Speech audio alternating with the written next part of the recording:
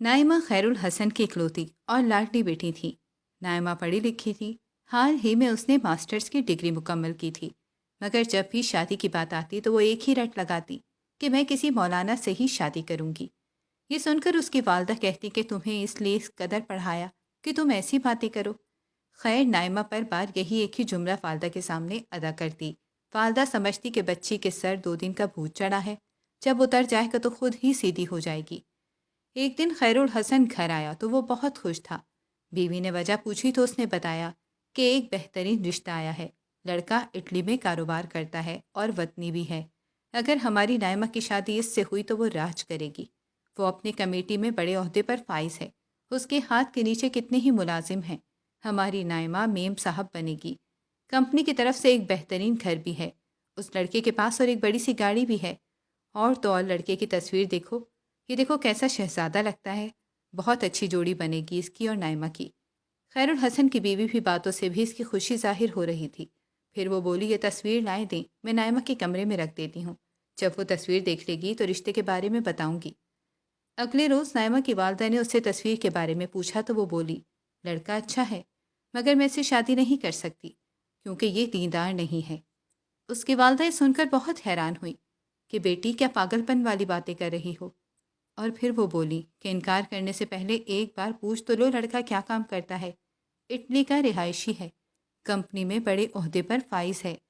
یہ سن کر نائمہ بولی، امی میں نے اس کا کیا کرنا ہے، مگر وہ دیندار تو نہیں ہے نا۔ ماں بولی، پاگل لڑکی، تم اٹلی کے رہائشی کو چھوڑ کر 5,000 تنخواہ والے مولوی سے شادی کرنا چاہتی ہو؟ یہ پٹی تمہیں کس نے پڑھائی ہے؟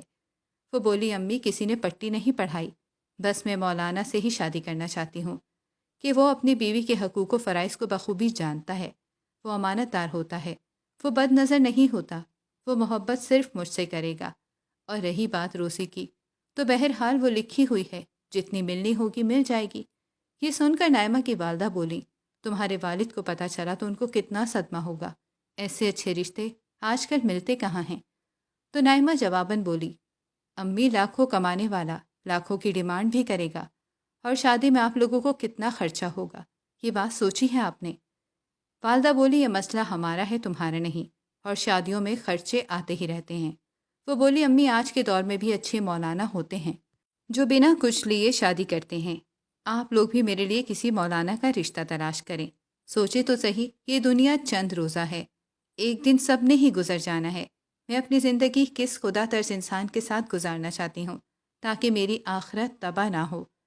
اگلے روز ناشتے میں خیرالحسن نے بیٹی سے اس کی رضامندی پوچھی تو وہ بولی، ابو میں کسی مولوی سے شادی کرنا چاہتی ہوں، اگر آپ لوگوں کو میری خوشی کی پرواہ ہے تو میری شادی ایک دیندار بندے سے کریں۔ خیرالحسن بولے کہ مولویوں میں بھی برے لوگ پائے جاتے ہیں۔ نائمہ بولی کہ جی آپ صحیح کہہ رہے ہیں، مگر اچھے لوگ بھی ہیں، اور ضروری نہیں کہ میری قسمت میں کوئی برا مولوی ہی ہو۔ آپ لوگ بس اللہ پر بھروسہ کریں۔ میں اس ڈر سے کہ مولویوں میں بھی برے لوگ موجود ہیں، کسی بے دین سے شادی کر کے اپنی آخرت برباد نہیں کرنا چاہتی۔ نائمہ کے والد کو اس کی بات درست لگی۔ اللہ کا کرنا دیکھیں کہ انہی دنوں شہر میں ایک دینی جلسہ ہو رہا تھا، ایک عالم دین دھواں دھار جلسہ کر رہا تھا۔ نائمہ کے والد کو علامہ پسند آیا اور 6 ماہ کے اندر اس کی نائمہ سے شادی ہو گئی۔